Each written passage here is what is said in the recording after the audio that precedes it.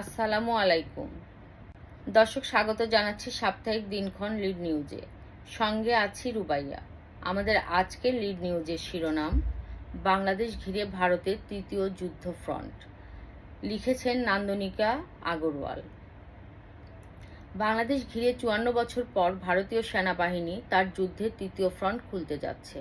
অর্থাৎ বাংলাদেশ ঘিরে ডিপ্লয় হতে যাচ্ছে ভারতীয় ইস্টার্ন কমান্ডের সেনা। বাংলাদেশ এখন পাকিস্তান ও চীনের পরে তৃতীয় ক্রয় দেশ হিসেবে চিহ্নিত ভারতের কাছে। পশ্চিমবঙ্গের রাজধানী কলকাতায় গত ১৫ সেপ্টেম্বর থেকে অনুষ্ঠিত কম্বাইন্ড কমান্ডার্স কনফারেন্সে ভারতের নিরাপত্তা মহল জানিয়েছে, বাংলাদেশ তথাকথিত উগ্রপন্থী তৎপরতার উত্থান, পাকিস্তানের জঙ্গি অর্থায়ন, চীনের সঙ্গে সীমান্ত অচলাবস্থা এবং নেপালের রাজনৈতিক অস্থিরতাকে ভারতের বড় সংকট হিসেবে চিহ্নিত করা হয়েছে। কলকাতায় সেনাবাহিনীর ইস্টার্ন কমান্ডো সদর দপ্তরে প্রধানমন্ত্রী নরেন্দ্র মোদী ৩ দিন ব্যাপী এই দ্বিবার্ষিক সম্মেলন উদ্বোধন করেন ও যোগদান করেন।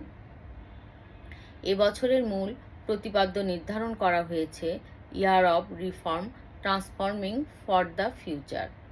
ভারতের কেন্দ্রীয় স্বরাষ্ট্র মন্ত্রণালয়ের এক শীর্ষ নিরাপত্তা কর্মকর্তার নাম প্রকাশ না করার শর্তে বলেন, ভারতের প্রতিবেশী, বিশেষ করে বাংলাদেশ, নেপাল ও পাকিস্তানের সাম্প্রতিক পরিস্থিতি দেশের জন্য নতুন নিরাপত্তা চ্যালেঞ্জ তৈরি করেছে। তিনি আরও বলেন, এসব ইস্যু ছাড়াও প্রতিবেশী দেশগুলোই ভারত বিরোধী মনোভাব, যা আঞ্চলিক শান্তি ও স্থিতিশীলতার জন্য চ্যালেঞ্জ হয়ে দাঁড়িয়েছে, সেগুলো সর্বোচ্চ পর্যায়ে এই ফোরামে গভীরভাবে আলোচনা হচ্ছে। জাতীয় নিরাপত্তার প্রেক্ষাপটে বর্তমান ও ভবিষ্যৎ চ্যালেঞ্জ নিয়ে দেশের শীর্ষ সামরিক নেতৃত্ব বিস্তারিত পর্যালোচনা করছে। ভারতের গোয়েন্দা সংস্থাগুলো মনে করছে, বাংলাদেশের সাম্প্রতিক রাজনৈতিক পরিবর্তনের পর উগ্রপন্থী তৎপরতা বেড়েছে।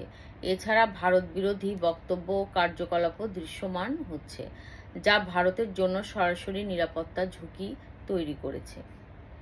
এক জ্যেষ্ঠ গোয়েন্দা কর্মকর্তা বলেন, বছরের পর বছর বাংলাদেশ থেকে অনুপ্রবেশ হচ্ছে। এতে পশ্চিমবঙ্গ ও আসামের সীমান্তবর্তী জেলার জনসংখ্যার গঠন বদলে যাচ্ছে। এর আগের দিন আসামের দারাং জেলায় এক সমাবেশে মোদি বলেন, সীমান্ত এলাকায় জনবিন্যাস পাল্টে দেওয়ার চেষ্টা চলছে, যা রুখতে কেন্দ্রীয় সরকার বিশেষ পরিকল্পনা নেবে। পাকিস্তানের বিরুদ্ধে সাম্প্রতিক সংঘাত পরবর্তী সময়ে এটি ছিল প্রথম কনফারেন্স। ফলে রাজনৈতিক ও কৌশলগত দিক থেকেও বৈঠকটি বিশেষ তাৎপর্যপূর্ণ বলে মনে করা হচ্ছে। বৈঠকে উপস্থিত ছিলেন প্রতিরক্ষামন্ত্রী রাজনাথ সিং, জাতীয় নিরাপত্তা উপদেষ্টা অজিত দোভাল, প্রতিরক্ষা প্রধান জেনারেল অনিল চৌহান, প্রতিরক্ষা সচিব রাজেশ কুমার সিং ও ৩ বাহিনীর প্রধানরা।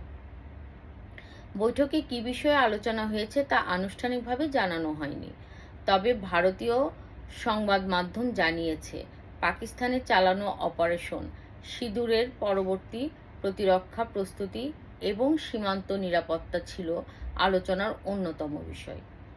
অপারেশন সিঁদুর শেষ হয়নি, এখনও চলছে। পাকিস্তানের সঙ্গে সংঘর্ষ বিরতির ঠিক পরের দিন অর্থাৎ ১১ মে এক্স হ্যান্ডেলে পোস্ট করে এই কথা জানিয়েছিল ভারতীয় সেনা।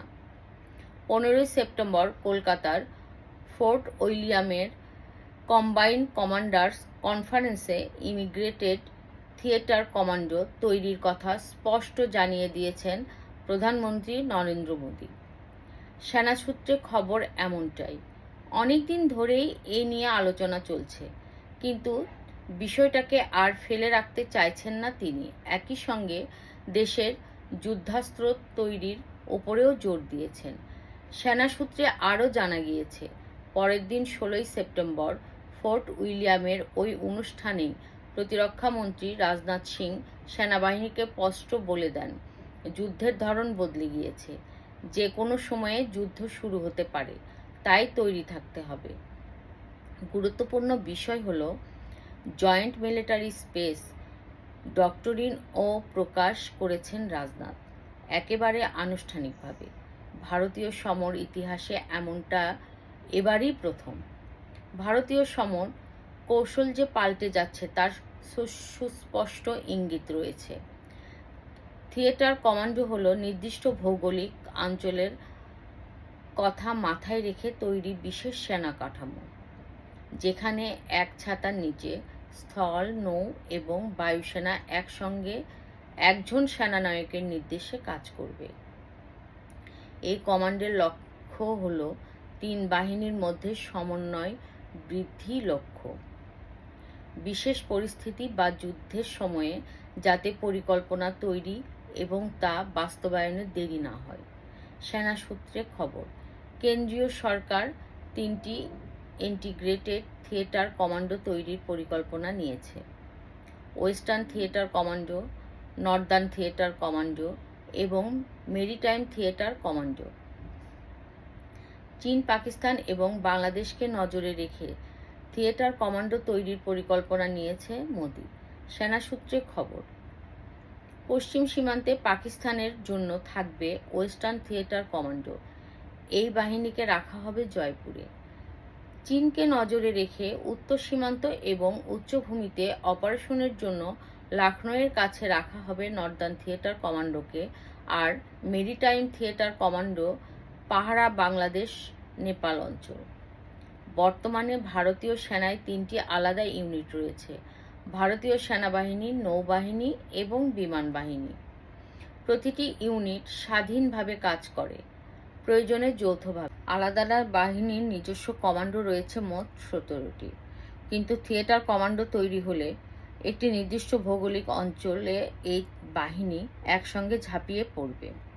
আনুষ্ঠানিকভাবে ভারত তৃতীয় ফ্রন্ট খোলার মাধ্যমে একটা বিষয় পরিষ্কার হয়ে গেছে, আর তা হলো বাংলাদেশ এখন ভারতের চিহ্নিত শত্রু রাষ্ট্র। এই অঞ্চলে ভারতীয় সেনা মোতায়েন অর্থ বাংলাদেশের সার্বভৌমত্ব সরাসরি হুমকির মুখে পড়বে। ভারত পাকিস্তান যুদ্ধের পর পাকিস্তান যে অর্থ সংকটের মুখোমুখি হয় তার সমাধান পাকিস্তান করে নিয়েছে সৌদির সাথে চুক্তি করে। সৌদির পারমাণবিক শক্তি না থাকার অভাব পূরণ করেছে তারা পাকিস্তানের উপর ভর করে।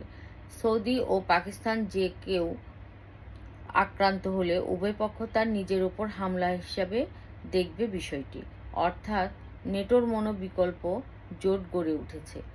বাংলাদেশের সার্বভৌমত্ব রক্ষার প্রশ্নে আমাদেরকেও নতুন সামরিক কৌশল প্রণয়ন করতে হবে। কৌশলগতভাবে পাকিস্তানের পরমাণু শক্তিকে ব্যবহার করা যায় কিভাবে তার পথ খুঁজে দেখতে হবে। তা না হলে বাংলাদেশের ভূমি ভারত যুদ্ধের পরীক্ষাগার হিসেবে ব্যবহার করে তার অভ্যন্তরীণ হিন্দুত্ববাদী রাজনীতিকে সামাল দেবার চেষ্টা চালাবে, যা কোনোভাবেই বাংলাদেশের কাম্য হতে পারে না। আজ এই পর্যন্তই। ধন্যবাদ।